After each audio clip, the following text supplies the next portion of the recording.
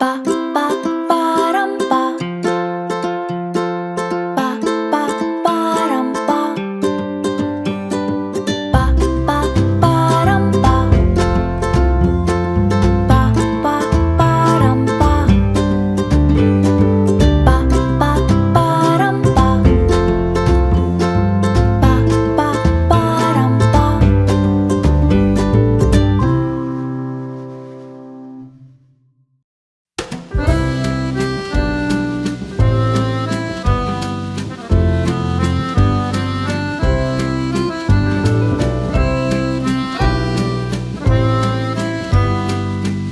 Welcome. Well, good afternoon. Good Thank you. afternoon.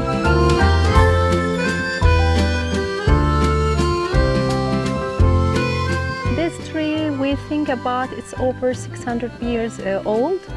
There are many heritage and big old trees surrounded in Urla Peninsula.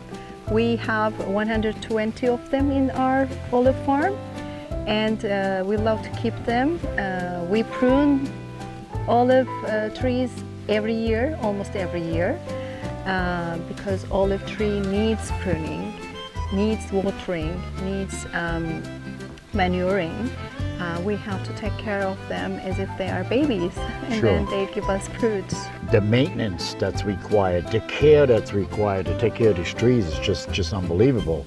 And as you said, you're the only one in the family that pretty much actively takes care of the vineyards itself I mean, I got to congratulate you. It's tremendous.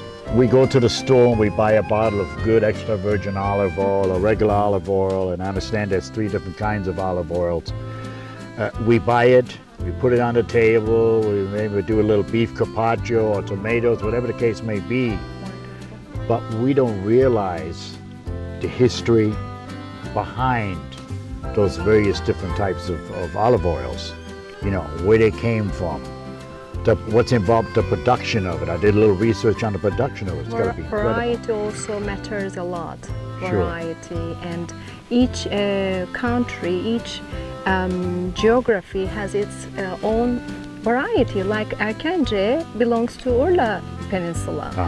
When you go north, there is Ayvalık and Gemlik and Domat, which we have all these 3 also in our orchard. And when you go southern Mediterranean, there are more registered varieties, and they all taste different.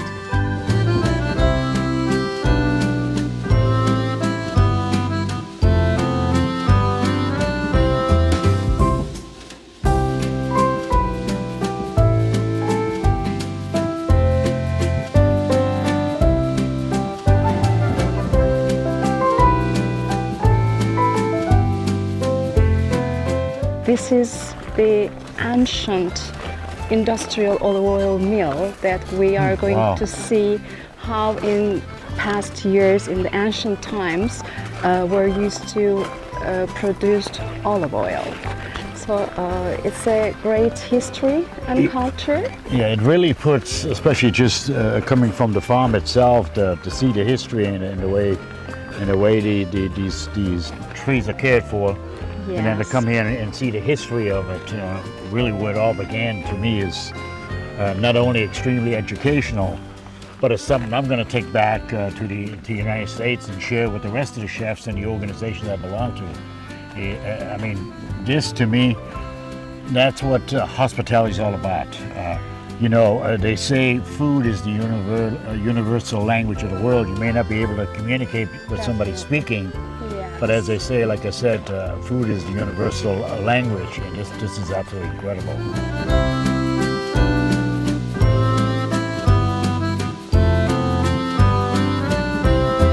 Oh, look at these great old doors. Yes. Incredible. Please come in.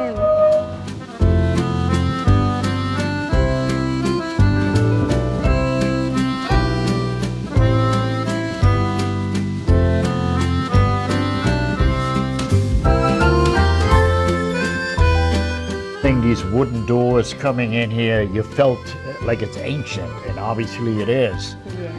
Why don't you educate me and the rest of the world, if you will, the classic and traditional way of the production, how it was done in this very ancient mill. This is a very ancient mill back into 545 before Christ. So this is renewed by then, and the 200 kilos per olive can make one time at 45 minutes this milling system, vertical milling system. And the olive is brought from outside of the window, and this mill system is crushing the olives, and then 45 minutes later the paste would go into these wooden boxes, and then these wooden boxes with the olive paste is brought back to this filtering system, and they make olive paste with each filters, and it becomes like this thick to press in this system to have the pure olive oil.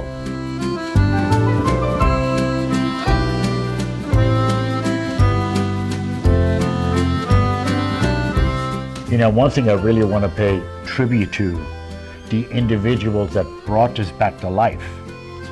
I mean, it takes a lot of hard work. It's a long and tedious process. And again, I don't know the mechanics or who's involved, but I would certainly hope that the government is involved in trying to bring the history of this country back to life. And this is the first in the history of industrial kind of mass production of olive oil. That mill is in the history of all of Anatolia.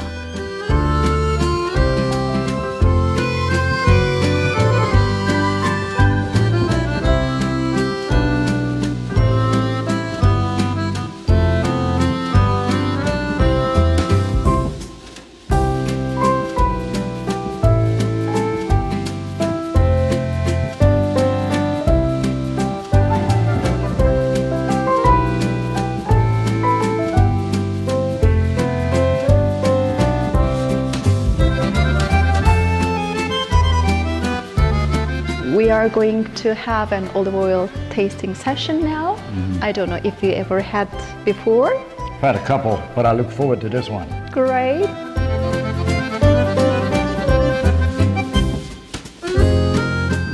We are now in the early harvest season in our region.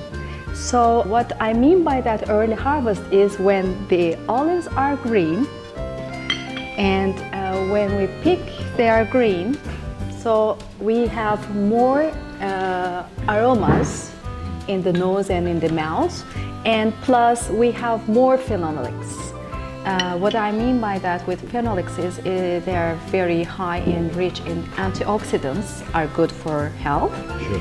And also the bitterness and pungency we feel in the mouth. The reason why we have blue glasses is because of the texture, and the color wouldn't be indication for our judgments. And it could be green or red, but most of the all of the international competitions we use this blue glass. That's interesting. So what we do is we warm up a little the glass in our palms and cover the lid with the hands, and then warm it up a little by swirling around. And the better we have these aromas in the smell is 28 centigrade Celsius degrees.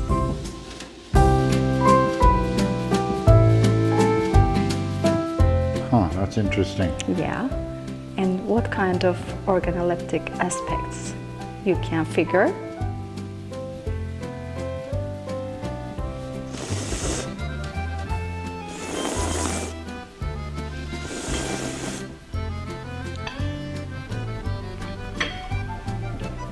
Interesting, you never stop learning. So that was very unique.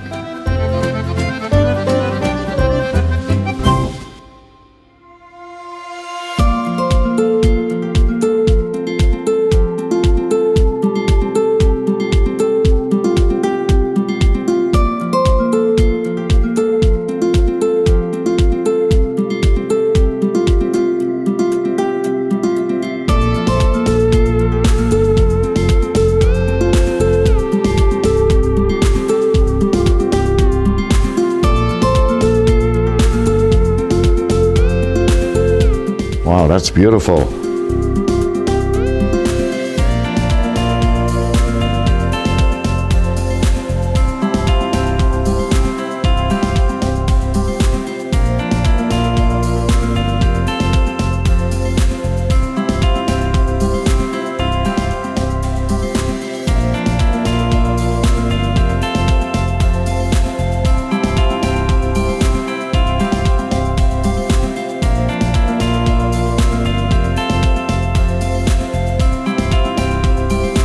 And these are the wild greens which we find at this time of the year and all the year round, different types. We fry them and serve them with cacık. Cacık is a Beautiful. dish with yogurt. Thank you. And this is a family recipe called cinconta. It's pumpkin and caramelized onion.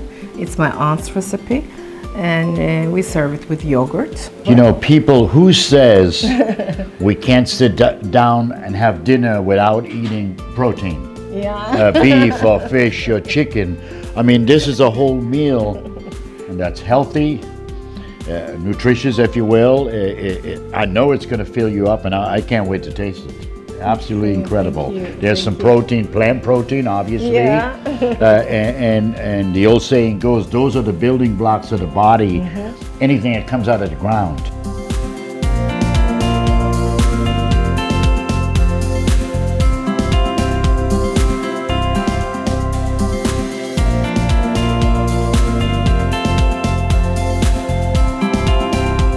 Superb. And thank you. I've been in business 50 years. I've traveled all over the world. For me, it's a journey. It's a learning experience. And I look at it, and some people may have a difference of opinion. To me, it's not introducing Turkish products to people. It is reintroducing. Now, what do you mean by that? Well, what I mean by it is very simple. They could buy 500,000 gallons of olive oil. Okay, I pay for the olive oil. I put my name on it. Every chef that uses it in the U.S., if you will, says, "Oh, Reimund Pitz's extra virgin olive oil." Well, let the truth be known. I bought it in Turkey, but nobody will ever know. So a lot of chefs in the U.S. May be using that olive oil, but they don't know it came from Turkey. Cheers. Thank you for hosting us. Thank you. Thank you for coming.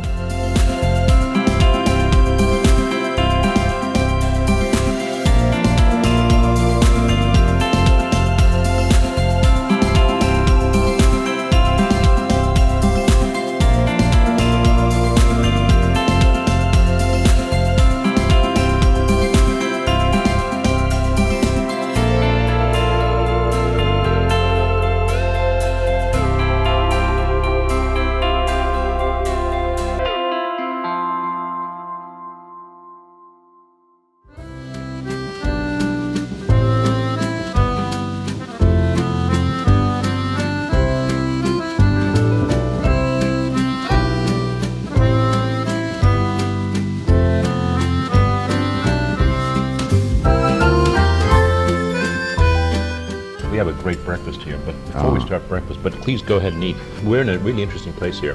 The hotel we stayed in last night is a little boutique hotel, which was built in the 1860s, and it was restored in the 70s or 80s, I believe, and it's now become quite a nice destination. Did you like your room last night? Was it I loved comfortable? it. I High laid ceilings? back on the pillow and I was out. You know, when we came here last night, had a chance to look around and walk along the harbor a little bit to see all the little islands. Yeah, it's beautiful. Absolutely breathtaking. And you know, this used to, you know, we drove over to this place, but it's actually an island. Incredible. And there were bridges built. There's one bridge which was one of the first bridges built in this area. It was built in the 70s to connect us to the mainland. There's another little island called Tulip Island, which is nearby. It's a shorter distance, but this whole area, it's got its population of about 6,000 people. It's a tiny place. What a beautiful place.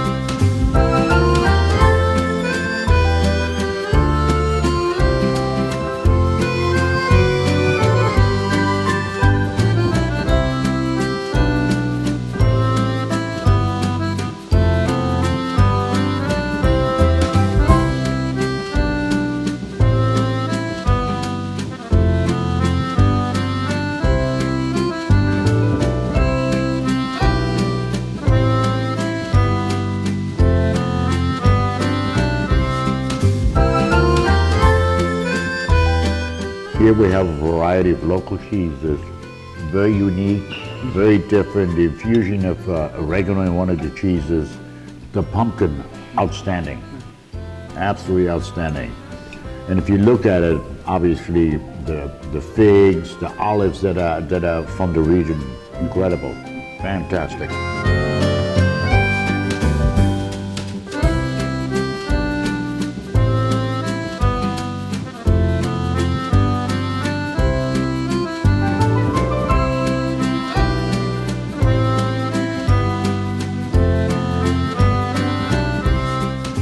This is not the traditional way, because the way they used to do is with sticks. Yep, that is true. And I understand it used to bruise the fruit. The fruit, and also it will actually damage and break off the newly sprouted branches. Uh-huh. So that would actually be not good for us for the following year. So I mean, it will be places that you can't reach sometimes. Maybe you can resort to it as a last resort. Uh-huh. But nowadays we use mechanical rakes put on top of like a broomstick. Uh-huh. It'll be battery operated. We'll get to see it a little bit later. We use those instead. So the three elements of danger for olive oil is heat, oxygen, and light. And light, yeah. Light, last but not least, is because of the chlorophyll, which is located on the outer skin of the olive, and will get into the oil, not because of the leaves being pressed, but because of the chlorophyll present in the skin of the olive. And if that gets in contact with light, then it speeds up the decomposing structure of the oil, because it is after all a fresh fruit juice. It does contain oil, but it is actually a fruit in itself, and it is a fruit juice that we produce. So if we expose it to light, it's going to speed up the decomposing process. Okay. So let's get to work. How's that? Yeah.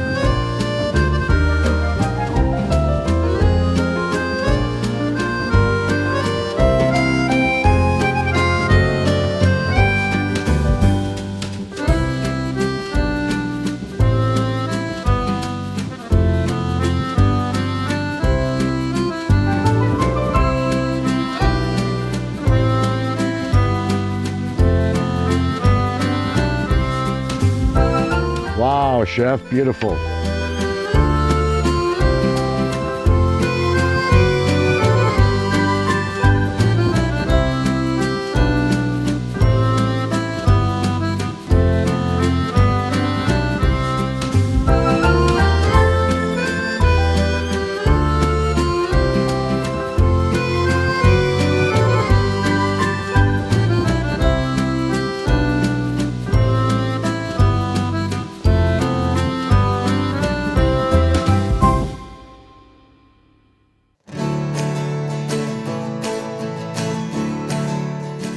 Basically the southwest corner of Turkey. We're very close to a larger city called Marmaris, and that's really famous for the coastline, the tourism and so on.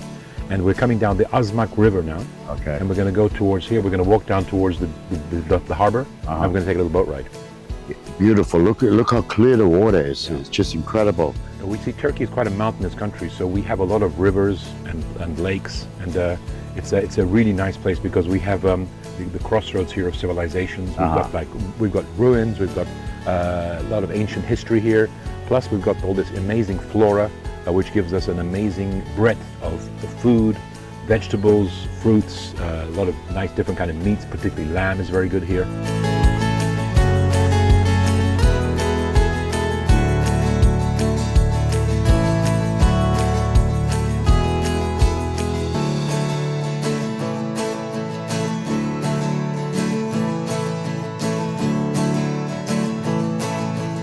It's an amazing place because this is like the plateau of the river. Sure. As it comes out, the river gets wider and then got these channels, and we're going up one of these channels. But look at the view up the river, and then you're looking into. I mean, look at the mountains. Correct.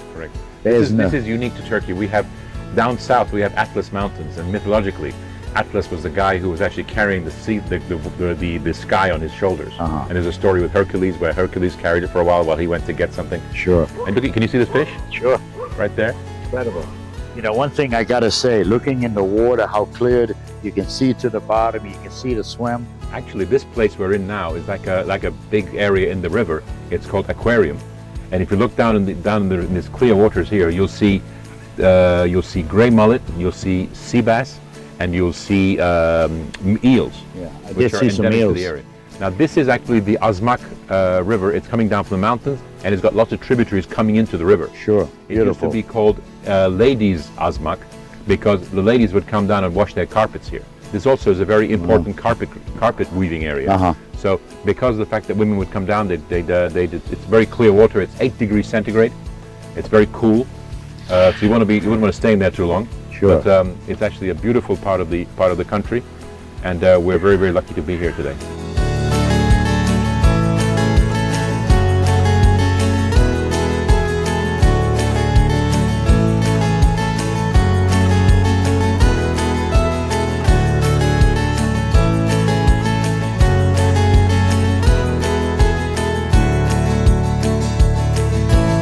Okay, we're in the Muğla Akyaka area here, and this is the greatest concentration of beekeeping. What is unique about this pine honey is that the pine sap is actually taken from the tree by a special little bug, and it absorbs the pine sap, and it sort of processes it, and the bee comes and takes that sap. The bug is secreted and then comes and makes the honey here, which is unique in the world. For years and years, I thought when you take the smoke and you put it on the hive itself, that it basically relaxes them, right? They don't. Smoke doesn't relax the bees.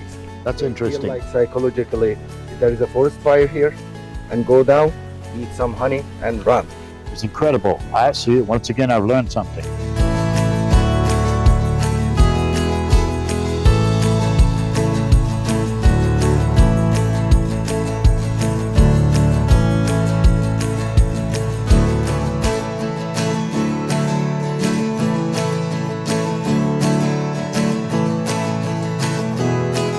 Once again, a great benefit that Turkish taste provides to show the rest of the world, especially chefs, on how the process really is from beginning to the end. Absolutely. Then on to the purification process. This is incredible. It's an automatic machine with 6 frames. It spins in one direction, then another direction. One in one direction, once in one direction. And then the honey accumulates at the bottom, we take it out. Incredible. See, it's coming out there. You see it? Uh-huh. Oh my God. See Liquid, that honey? liquid gold. Yep. Liquid gold.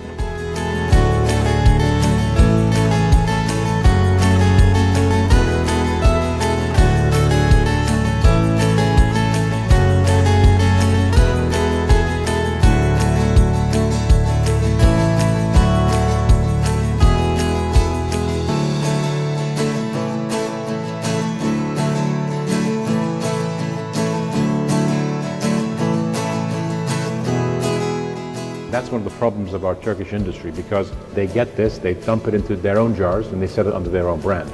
That's one of the problems we're trying to get over. We want to establish a brand, so we want to know that this is coming as Turkish honey with a brand. That's for the future.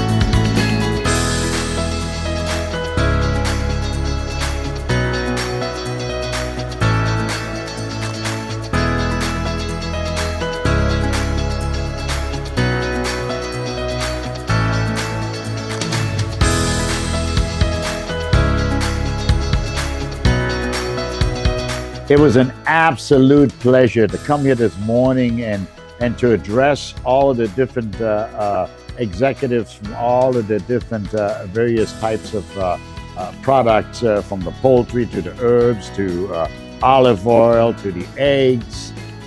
Incredible the support they've shown to the Turkish product. Also, let's talk a little bit about their involvement with UNLV in Las Vegas, Nevada. They started a scholarship program at UNLV, which, by the way, is one of the largest hotel and restaurant programs in the country. To get to the recognition to where Turkish taste is now is absolutely incredible. And during the press conference, many of you had the opportunity to see the award that was given to Turkish taste by the American Culinary Federation as well. And that takes a long time.